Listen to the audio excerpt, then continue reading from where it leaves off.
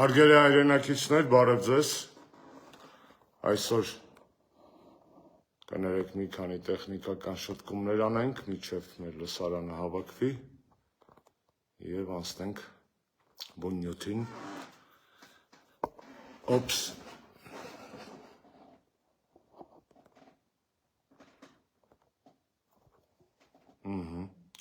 Հարգելի հայրենակիցներ, շնորհակալ եմ, որ արձագանքել եք իմ այսօրվա հրավերին, միասին փոխելու ժամանակն է, ձողի, երևի թե, այսպես ավելի լավ կլինի։ Հարգելի հայրենակիցներ, ողջունում եմ ձեզ, շնորհակալ եմ, որ արձագանքել եք իմ այսօրվա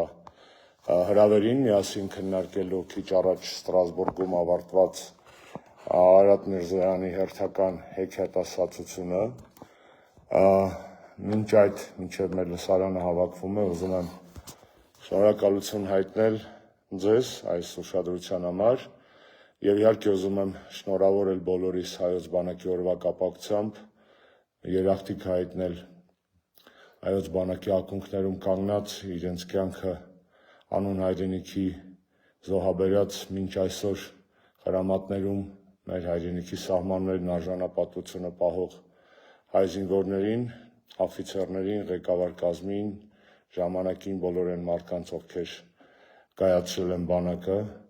եւ այսօր մեր քաջարի զինվորներին եւ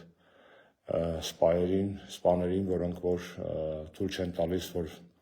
այդ ազգային վստահություն վայելող ինստիտուտը վերջնականապես վերանա, որպես այդպիսին, հազար փառք բոլոր նահատակներին եւ մենք իրենց գործը կիսատ ենք թողել եւ այդ գործը կիսատ է նախ եւ առաջ մեր քաղաքական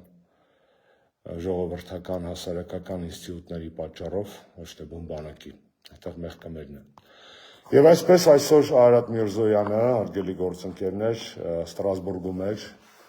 ԵԽԽՎ Եվրոպայի խորհրդի խորհրդանական վեհաժողովի համապատասխան սեսիայում ելույթ ունեցավ եւ պատասխանում էր խորհրդարանականների հարցերին, ուզում եմ անդրադառնանք այսօր իր ելույթի հիմնական թեզերին, որոնք ոտից գլուխ սուտ էին եւ նիկոլական պրոպագանդայի զարհուրելի, այսպես ասած, հակագոհարներ, նաեւ իր շատ ավելի թույլ էր եւ շատ ավելի խոցելի նաեւ հարց ու պատասխանի մասը, որտեղ Արարատ Միրզոյանը պատասխանում էր Եվրոպայի խորհրդի խորհրդանական վեհաժողովի մի շարք падգամավորների հարցերին։ Ինչևէ, ինչու էր Արարատ Միրզոյանը գնացել Ստրասբուրգ, ֆորմալ առիթը պարզ էր, Հայաստանի Հանրապետությունը արդեն 25 տարի է, այս տարի լրանում է 25-ամյակը, ինչ հանդիսանում է Եվրոպայի խորհրդի խորհրդանական վեհաժողովի անդամ, եւ Արարատ Միրզոյանը գնացել էր նշելու այդ կլոր դատան։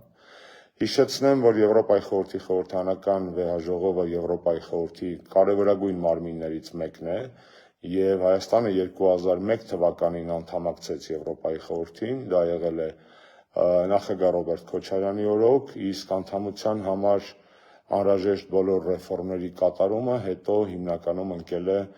Հայաստանի Հանրապետության կառավարության ուսերին, որ ղեկավարում էր Հանրապետական կուսակցության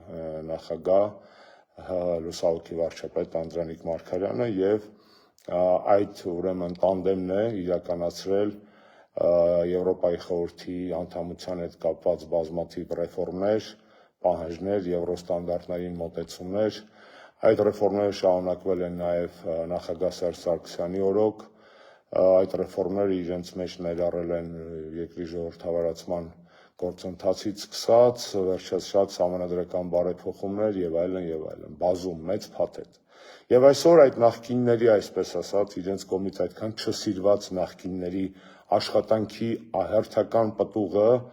փորձում էր վայելել կամ իրենով անել նիկոլական ռեժիմի ԱԳՆ կոչվող ներկայացուցիչը, երբ որ այսօր Ստրասբուրգյան ամբիոնից խոսում էր Հայաստանում իրականացված բարեփոխումների, մեր անդամության 25-ամյակի հետ կապված հարցերի մասին, բայց այնքան ապերախտ են, երբ որ խոսում են, ասում են Հայաստանը ինչեր է ձեռք բերել Եվրոպայի խորհրդի անդամության շնորհիվ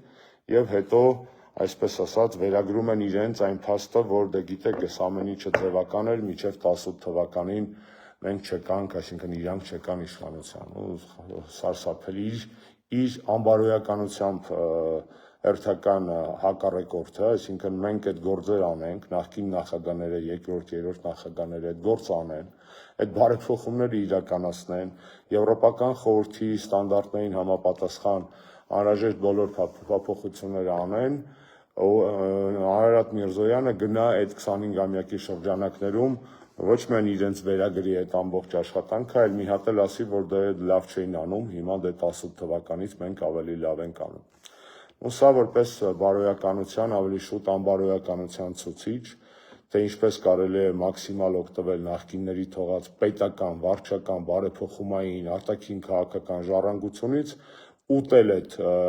այսպես է համտեսել այն պտուղները ծառի, որ տնկել են նախկինները, հետո ֆարալ ասել, որ գիտեք, այդ պտուղները մենք ավելի լավ կանեինք, թե ինչ են իրենք անում, բոլորս տեսնում ենք եւ ավելի ուշ մի քիչ հետո դրա մասին կխոսեմ։ Արարատ Միրզոյանը թվարկում էր որպես բարեփոխումների Եվրոպայի խորհրդի անդամ դառնալու բարեփոխումների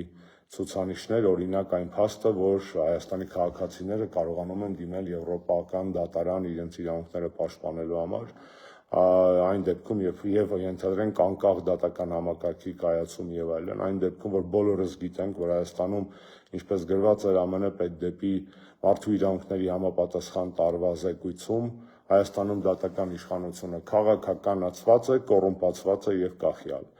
Երբ որ եվրոպական դատարանի որոշումները արդեն դարձել են նույնպես քաղաքական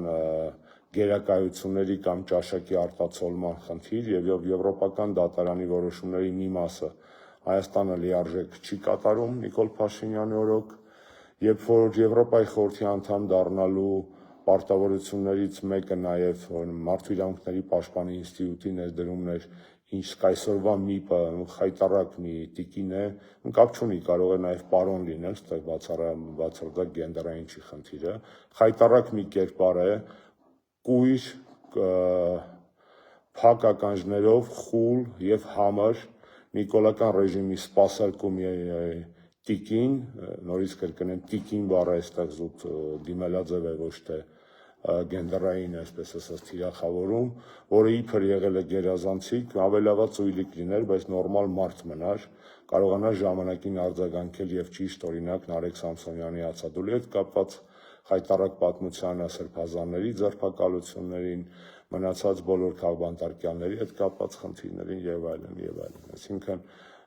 լիցիմերիայի, երկդիմիության, անբարոյականության շքերթերը այսօր Արարատ Միրզոյանի կողմից այդ ձեռքբերումների թվարկումը եւ իրենց վերագրելը հատկապես երբ որ Հայաստանում համատարած ձևով բռնաբարվում է մարդու իրավունքների եւ ազատությունների եվրոպական կոնվենցիան, Եվրոպայի խորհրդի հիմքում ընկած հիմնարար փաստաթղթերից մեկը։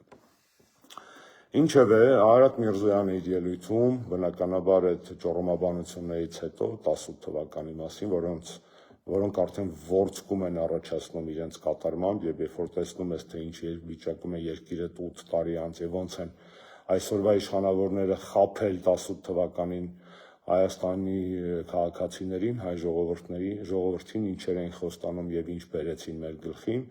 ուզում ես իրականում սրտխառնոց է առաջացնում այդ ստանդարտ տեքստերը, որ իրենք արտաբերում են իբր թե ժողովրդավարության բաստիոնի ներկայացուցիչներ որպես։ Արարատ Միրզոյանը խոսեց նաեւ գալիք ընտրությունների հետ կապված, բնականաբար իրանց սիրած ծամոնն է, որ ծամում են ու բերան փոխանցում են, Նիկոլը ծամում է, այդ նույնպես թքոտ լորձոտ ծամոնը տալիս է Արարատին, հետո Արարատն է ծամում, տալիս է Ալենին, հետո Ալենն է ծամում, տալիս է ուրիշներին, այդ վերաբերում է այսպես կոչված այդ ընտրություններին հիբրիդային սպառնալիքների, դեզինֆորմացիայի եւ այլն, ինչի մասին նրանք վերջերս ընտրություններին ընթառաջ եվրոպական հարթակներում շատ են սիրում ճոռոմաբանել, որպեսզի այդպիսով շոյեն եվրոպացիների ականջը հակառուսական ակնարկներով եւ ստանան ինդուլգենցիա կարտ բլանշ Հայաստանի ներսում ժողովրդավարական արժեքների տոտալ ոտնահարման համար։ Արարատ Միրզոյանը այսօր մաքսիմալ փորձեց օգտագործել այդ ամբիոնը, խոսելով դեզինֆորմացիայի վտանգի, հիբրիդային պատերազմների մասին, եւ այստեղ պետք է առաջ անցնելով ասեմ, որ եվրոպացիները այդ ամեն ինչը վերագրում են Ռուսաստանին, կհիշեք նաեւ Կայա Կալասի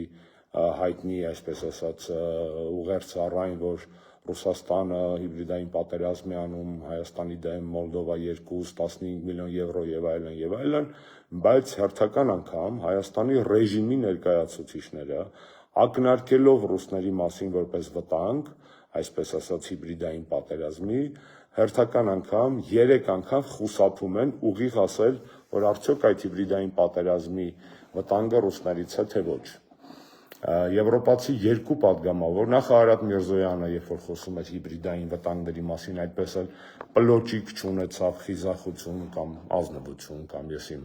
երևակայություն կապ չունի, ոնց կդիտարկեք, ասելու թե այդ հիբրիդային վտանգները որտեղից են գալիս, Մարսից են գալիս, Վեներայից են գալիս, մենք դե գիտենք որտեղից են գալիս։ Հայաստանի հանդեպ իրականացվում է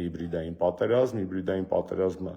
իրականացվում է թուրք-ադրբեջանական եւ նրանց հայկական սպասարկուների կողմից Հայաստանում, այո, Հայաստանում կա հիբրիդային պատերազմ, որը հրահարել է Նիկոլ Փաշինյանը հայ ժողովրդի դեմ։ Այդ հիբրիդային պատերազմի մասին բնականաբար Նիկոլենք լռելու են, բայց շատ զավեշտալի է, խնդալու է եւ այտենց շատ խուրդա դեմքեր են կներեք բառիս համար, երբ որ գնում ես Եվրոպա եւ խոսում ես հիբրիդային պատերազմի մասին, իբր ռուսներին փնովելու խաթր կամ եվրոպացիներին դուր գալու համար պլոճիկ ունեցի այդ դեպքում ասել ես, բենել ասա, ով է այդ հիբրիդային պատերազմի ըստ քեզ էլի Արարատ այդ հիբրիդային պատերազմի հետևում կանգնած քո վերսիայով, չէ՞ որ դու դրա մասին չես ասում, եվրոպացի երկու պատգամավոր քեզ այդ հարցը ուղիղ բլոկ տվեցին Ռուսաստանի հնարավոր ներգրավվածության հետ կապված այդ հիբրիդային պատերազմներում եւ դու չունեցար տարական դուխ, դուխով դու տարական ոգի խիզախություն կամ այսին չունեցար, որ կամ վախկոտությունը այնքան մեծ էր, որ այդպես էլ չկարողացար ասել, որ ըստ ձեզ դա Ռուսաստանն է, ասեք։ Եթե գնում եք Եվրոպաներում փսփսում եք տարբեր ականջներին, հետո թռնում եք Մոսկվա եւ լպստում եք ռուսների տարբեր այդ պահին հասանելի մարմնամասերը, ինչու դրա մասին չեք խոսում բարձրաձայն Եվրոպայում, թե ռուսներից եք ակնկալում հիբրիդային հարձակումներ։ Եթե այդպես չի, այդ դեպքում Մոսկվայում էլ գնացեք ասեք ռուսներից չի այդ հիբրիդային հարձակումը։ Ակնհայտ է, չէ, որ Հայաստանում այո կա հիբրիդային պատերազմ, վարվում է Նիկոլի ձեռքերով թուրք-ադրբեջանական եւ իրենց ավելի վերադիր, այսպես ասած, գեոպոլիտիկ կենտրոնների կողմից, Արարատ ենք դա ծախում են, փորձում են ծախել Եվրոպայում որպես ռուսական ազդեցության վտանգ, այնինչ դա կատարյալ անգամ իրանք չունեն, այսպես ասեմ, հա, ռուսների պաշտպաներ չեմ այստեղ, եթե իրանք ունեն պաշտպաններ կամ կիսապաշտպաններ, թող այդ պաշտպաններ ու կիսապաշտպանները այդ պաշտպանությունը ստանձնեն, ես խոսում եմ փաստերի մասին բացառապես։ Եթե ռուսներն են, ասա ռուսներն են, եթե ռուսները չեն, ասա ռուսները չեն։ Այսինքն այնպես ղզիկ ձևակերպումներով այնպես եվրոպացիների մոտ չկմեղանալը եւ հետո գնալ Մոսկվաներում եւ ռուսների հետ լավ լինելը տենց պատվաբեր չի, չնայած դուք ու պատիվը զուգահեռ իրականություններում գոյություն ունեցող երևույթներ եք։ Ու շատ խնդալու էր նաեւ Արարատ Միրզոյանի ելույթի այն կտորը, որը վերաբերում էր, թե ինչ լավ այսօր Հայաստանում անկախ դատական համակարգ, կոռուպցիայի դեմ պայքար, սոցիալական արդարություն, հատկապես սոցիալական արդարությունը այս ամենաթարմ դեպքն է, երբ որ միլիոնավոր պարգևավճարներ են իրենց դուրս գրել Նիկոլը, նախարարները եւ ազգային ժողովի իրենց իշխանական դեպուտատները, շատ արդիական է անկախ դատական համակարգի մասին խոսելը, եւ 50-ից ավել քաղ բանտարկյալ կա Հայաստանում, շատ զռ վիճակ է, շատ արդիական է կոռուպցիայի դեմ պայքարի մասին խոսելը եւ Հայաստանում կոռուպցիայի դեմ պայքարը նույն Transparency International հետազոտություններով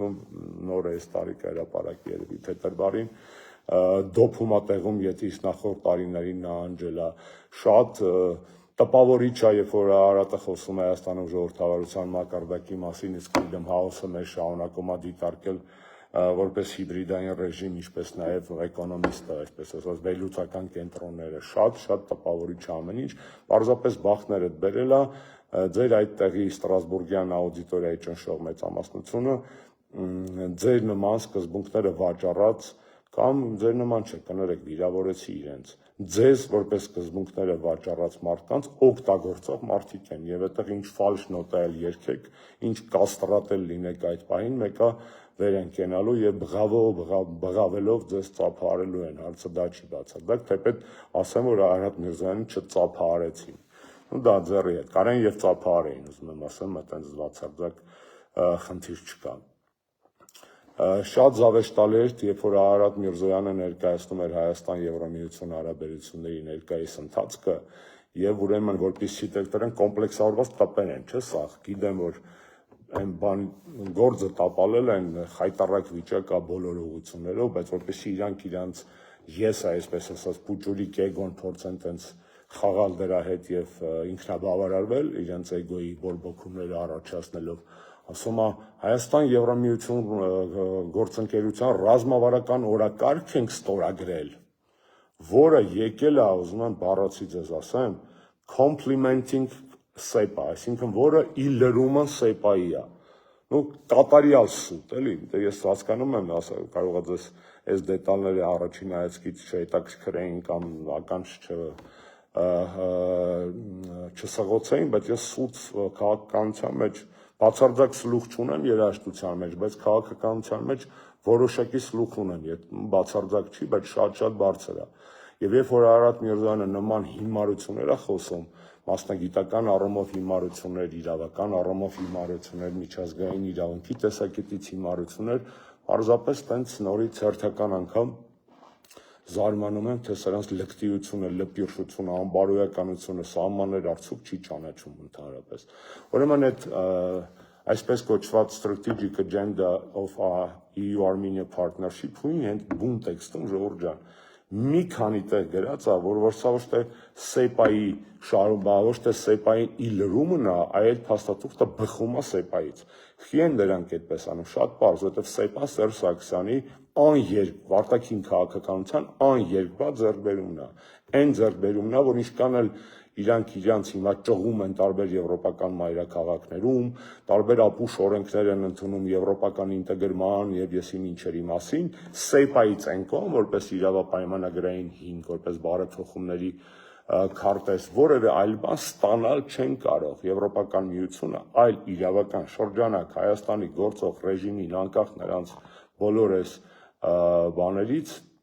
Եվրոպայի նկատմամբ ռևերանսներից չի տալիս, SEPA-ն է, ու դա գրած է այդ փաստաթղթում, որ նոր, այսպես ասած, ռազմավարական երկխոսության օրակարգը հիմնված է SEPA-ի վրա, բխում է SEPA-ից եւ ի կատարումն SEPA-ով ամրագրված պարտավորությունների է։ Արարատի հիվանդագին երևակայություն, դեռ Նիկոլ ուզում է, որ ինքը տենց ունիկալ լինի, տենց ինքը տենց տանցնի ինչ-որ մի բան Սերժին կամ մյուս նախկիններին, խրենս դվա կներեք բառիս համար, ինչքան էլ դուք ձեզ Ստրասբուրգներում չլինի, ուզում եք Վեներայում գնացեք ձեր պրես կոնֆերանսները տվեք եւ ինքնաձոնմամբ զբաղվեք, դրանից իրականությունը չի փոխվում։ Այսինքն սա որպես պարզապես դիտարկում, թե ինչ մանր մակարդակի պրիմիտիվ մուտիկների են, չկայացած կոմպլեքսավորված երկիրը անդունդի եզրին հասցրած մարդկանց բան է, էլի, տենց էգոիզմը եւ չիսլավիան, այսինքն այդ իրանց սնափառությունը, թե մենք այսպիսի բան ենք արել, չէ, դուք ընդհանրապես քանդել եք ամեն ինչ կարայիք անեիք։ Շատ ամենախայտառակ կտորներից մեկը այն էր, երբ Արարատ Միրզոյանը պատասխանում էր ուրեմն Հայաստանում ներքաղաքական իրավիճակի զարգացումների հետ կապված դիտարկումներին, Արարատ Միրզոյանը Ստրասբուրգում հպարտանում էր, որ իրանց իշխանությունը վերապրել է ուրեմն պետական հեղաշրջման փորձ, պատկերացնում եք, այսինքն այն Գենշտաբի հայտարարությունը 21 թվականի փետրվար ոնց որ նրանք շարունակում են դիտարկել կամ մատուցել որպես պետական հեղաշրջման փորձ եւ նրանք վերապրել են այդ փորձը։ Ասում է մեր իշխանությունը Արարատն ասում, վերապրել է, ասում է փողոցային բռնի բաներ, պրոտեստներ, դժգոհություններ։ Դուք Հայաստանում բռնի ընդդիմության իշխանության դեմ ուղղված բռնի փողոցային գործողություններ եք տեսել, դու այ սատախոսներ, այ անբարոյականներ։ Բռնությունը, եթե փողոցներում եղել է եւ եղել է բացառապես ձեր կողմից բուծված ոստիկանական զորքերի, գրոհահինների բալակլավաներով եւ մասկեքով ինչ որ լափած մասնավոր ախրան եւ շորերը փոխած գեստափոխված մասնավոր ախրանիկների կողմից ցուցարարների նկատմամբ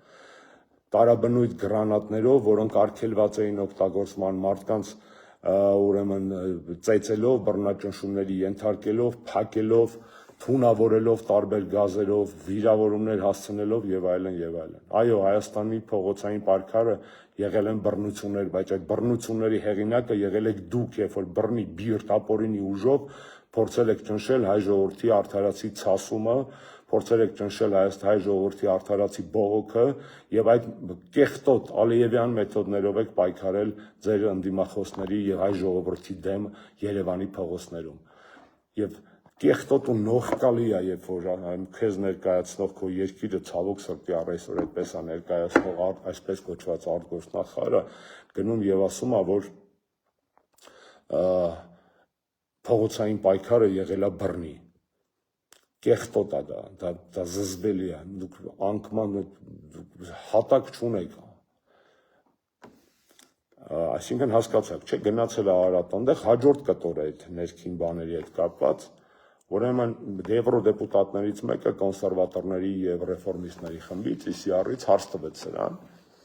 ասում է եկեղեցում ճնշում եք սրբազանները նստեցրել եւ այլն, շատ խնդալու էր, թե Արարատ Միրզոյանը համարյա կակազելով, ոտի վրա կռուտիկներ հորինելով, կարծես թե պարզ է, չէ՞ որ տենց հարց պետքա լինի եւ անգամ Նիկոլ Փաշինյանին սպասարկող արտգործնախարար կոչվածը պետք է ինչ-որ տենց դամաշնի զագատովկա ունենար, տնային աշխատանք կատարեր, պատրաստ լիներ այդ հարցին տենց անգլերեն լեզվով մի 4-5 նախադասություն ասել, տենց շարալեր, բայց այնքան ափաշկարա է այդ սուտը, այնքան ափաշկարա է այդ իրավիճակը, այնքան զառացող ու ճչացող է այդ ամեն ինչը, որ Արարատ Միրզոյանը, ով անգիր առած տեքստերով պատրաստ է ժամերով խոսել Ադրբեջանի հետ խաղաղության մասին, դեմոկրատիայի մասին, տրոֆասի եւ ելիքը տենց ապուշ բաների մասին, սուտ բաներ խոսել, ճիշտ բաների մասին, ճիշտ թեմաների մասին ապուշություններ դուրս տալով, այսպես ասեմ, պատրաստ չէր, գիտեք, կակազում էր, կռուտիկ էր անում, հիմարություններ էր խոսում, ուրեմն նա արդարացնում է սրբազաններին եւ եկեղեցու դեմ արշավը հետևյալ հիմնավորմամբ, այսօր նա այդպես էր արդարացնում, ասում է սրբազանները, ասում է կոչ էին անում ժողովրդավար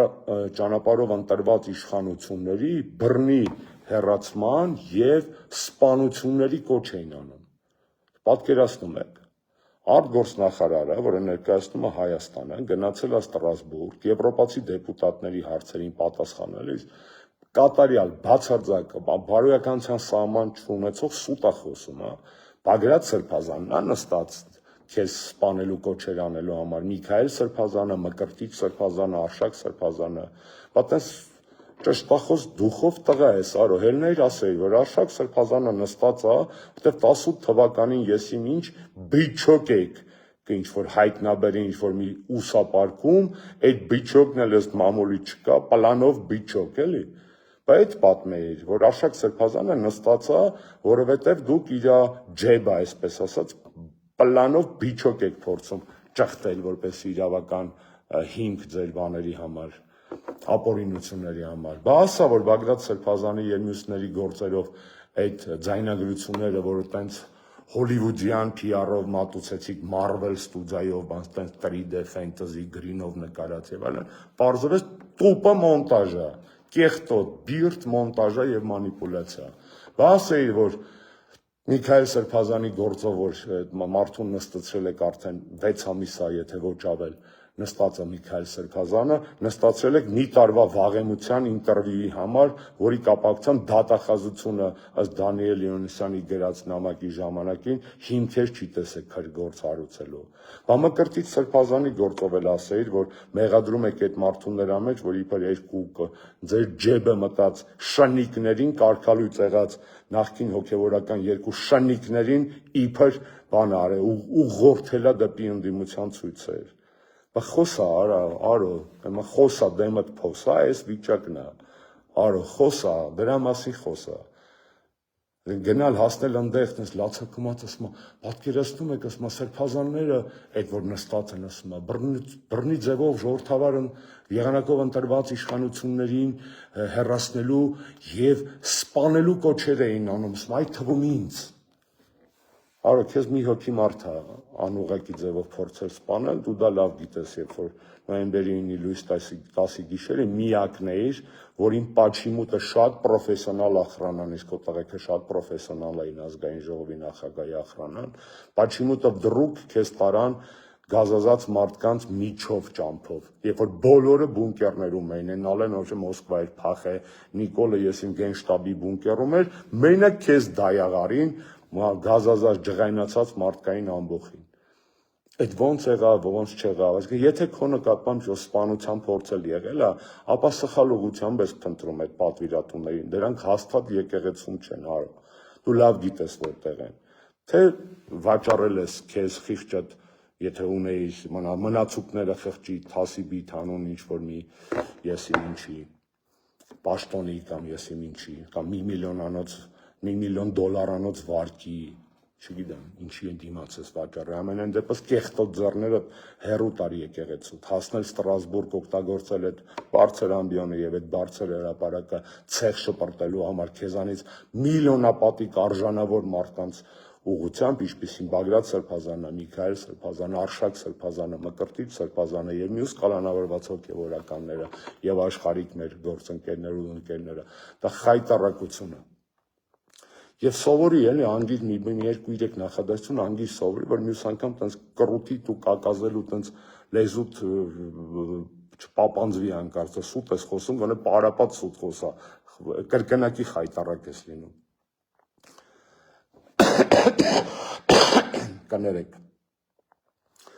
Ուրեմն եւս երկու դիտարկում եմ անում ու ավարտեմ այս լայվը, կարևոր դիտարկումներ, խնդրում եմ լսեք միջև վերջ։ Ուրեմն գերմանացի պատգամավորներից մեկը գերմանացի էր ոնց որ հարց է տալի գերմաներով, օգտագործում է Զանգեզուրի միջանցք արտահայտությունը հարցի մեջ։ Ուրեմն Արարատը այդ հարցին չի պատասխանում, հետո երբ որ հարց ու պատասխանը ավարտում է նստում է, կողքի իր այդ աշխատողներն օգնականները ուշում են ասում են արո այս բանը չես պատասխանել Զանգեզուրի միջանցք ասեց։ Արոն հելնում է ու տենց ափալ-թափալ ինչ-որ բաներ է սկսում խոսալ, ուշացած, այսինքն այդ պահին իր ականջը չի ծակում, էլի որ Զանգեզուրի միջանցք են օգտագործում։ Օգնականները չլինեին կողքի, տենց չլսելու էլ կտար, կանցներ կետար։ Ու հելնում ասում է ուշադիր կարդացեք այդ թուղթը, այդ տրիպը, այդտեղ չկա Զանգեզուրի միջանցք, այդտեղ вообще միջանցք բառ չկա, դա լրիվ ուրիշ բանի մասին է եւ այլն եւ այլն եւ այլն։ Ասածս ինչի մասին է, ժողովուրդ ջան։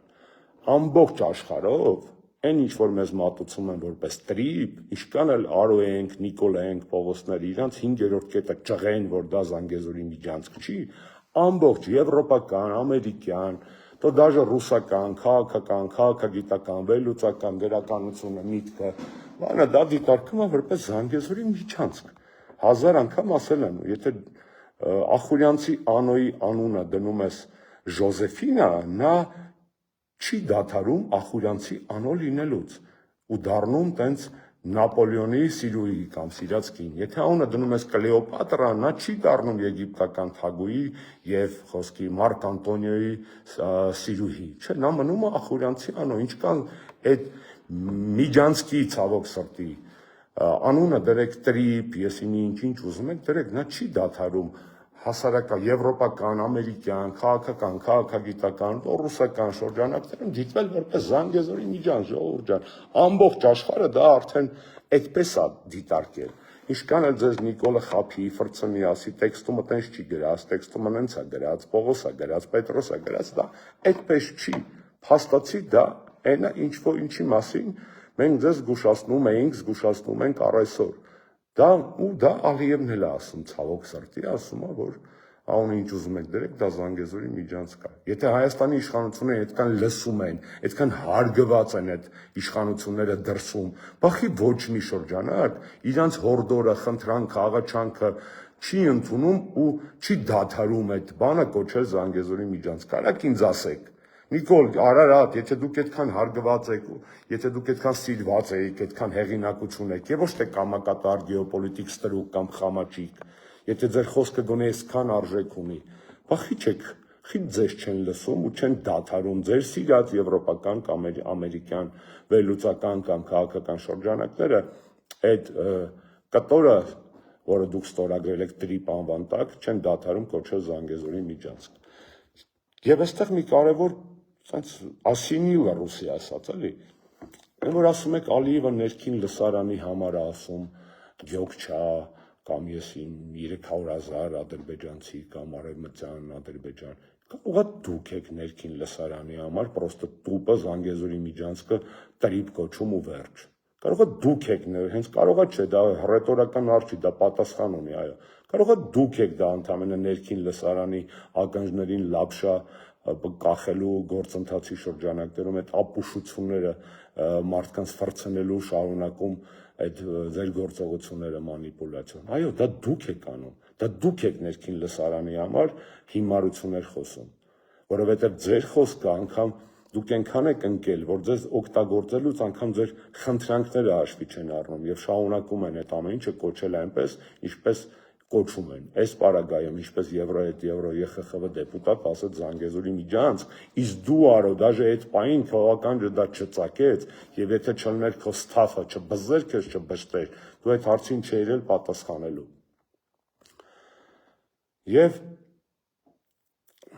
Եվ վերջինը, գիտեք ինչն է զավեր, ժողովուրդ ջան, ուրեմն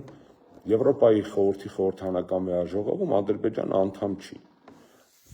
Դժգոհ են եղել եվրոպացիներից, հայտարարել են դուրս են եկել։ Եվրոպացիների ինստիտուտները լավ գիտեն, որ Ադրբեջանը կոռումպացված է, հակաժողովրդավարական է, փչացած պետություն է, փչացած ղեկավարով։ Հիմա դուք պատկերացրեք, մենք ինչքան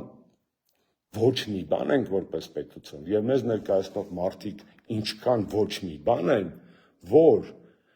բոլորը Եվրոպայում գիտեն, որ Ադրբեջանը ոչնչություն է, կոռումպացված, կեղտոտ, ամենավատ ռեժիմներից մեկն է, ԵԽԽՎ-ում էլ չկան, բայց բոլորը գովում են Հայաստանի եվրոպացիներին, Հայաստանի եւ Ադրբեջանի միջև այսպես կոչված խաղաղության պայմանագիրը։ Դու այ եվրոպացիներ, բայց դուք գիտեք, որ Ալիևը բռնապետ է, դուք գիտեք, որ Ալիևը կոռումպացված է, դրա համար ինչ-որ դաժե ռեզոլյուցիաներ եք ընդունում, բայց կոռումպացված բռնապետ ղեկավարի հետ Հայաստանի դեմոկրատական Հայաստանի ստորագրված փաստաթուղթը ո՞նց է գովում, դա ո՞նց կարա կյանքի կոչվի, ո՞նց կարա Ալիևի նման մարդը երաշխավոր լինի խաղաղության, ո՞նց կարա Ալիևի մարդը երաշխավոր լինել իր խոսքի պաշտպանության, ազատությունների կամ իրավունքների։ Դուք կոգնիտիվ դիսոնանս չեք ապրում, դուք ինքներդ ձեզանից չեք զզվում, որ դուք մի կողմից երբ չեք զզվում, դուք պրոստը մեզ տուպը օգտագործում եք այն փաստը, որ այ ժողովրդին շարունակում է ներկայացնել Նիկոլը, որ համաձայն է ձեզ հետ ամեն ինչին անունի իշխանության վերարտադրության, եւ դրա խաթր աչք եք փակում անգամ այսպիսի խայտառակ պարադոքսների վրա, այսինքն դուք Ադրբեջանին ֆուկ եք անում կամ Ադրբեջանը թռնում է ձեր ֆորմատներից չի մասնակցում այդ աշխատանքներին, որովհետև կոռումպացված է, բռնապետական է, հակաժողովրդավարական է, բայց դրա իշխանության, դրանց ղեկավարի կողմից ստորագրված, այս նախաստորագրված կներեք խաղաղության այսպես կոչված պայմանագիրը գովում եք, դա ո՞նց կարա լինի, ո՞նց կարա Ալիևը երաշխավոր լինի ազատությունների, իրավունքների, միջազգային իրավունքի, ստանձնած պարտավորությունների, խաղաղության եւ այլն, չէ որ դուք եք ասում, որ նա այդպիսինը չի։ Մի խոսքով ժողովուրդ ջան, Միրզոյան Արարատի հերթական այս արկածները Ստրասբուրգում այսքանն էին ստի, անբարոյականության, կեղծիքի, եվրոպացիներին դուր գալու, միաժամանակ գեոպոլիտիկ թսիկության, երբ որ ռուսներին համակնարկում ան վախում անունը տա, եւ այլն, անարժանապատիվ մարդկանց, անարժանապատիվ նախարարի ճակերտավոր, անարժանապատիվ խայտառակ անբարո ելույթ։ Հերթականը ոչ մի սուրպրիզ սենսացիա այստեղ չկա, պարզապես ուզում եմ դուք իմանաք դետալները, այդ դետալները կարող եք օգտագործել ձեր քաղաքական քարոզչական ամենօրյա խոսակցությունների մեջ, եթե պետք են ապացույցներ, խնդրեմ նայեք այդ մի ժամանոց տեսանյութը, հատկապես նորից կրկնում եմ խայտառակություններ հայ առաքելական եկեղեցու հետ կապված այդ բացատրությունների, այդ դիշովի կռուտիկների դրվագը։ Նորից ազատություն մաղթենք մեր բոլոր քաղբանտարկյալներին, նորից շնորհավորենք մեզ հայոց բանակի օրվա կապակցությամբ, Աստված առաջ այս խայտառակությունից պետք է դուրս գալ։ Լավ մնացեք։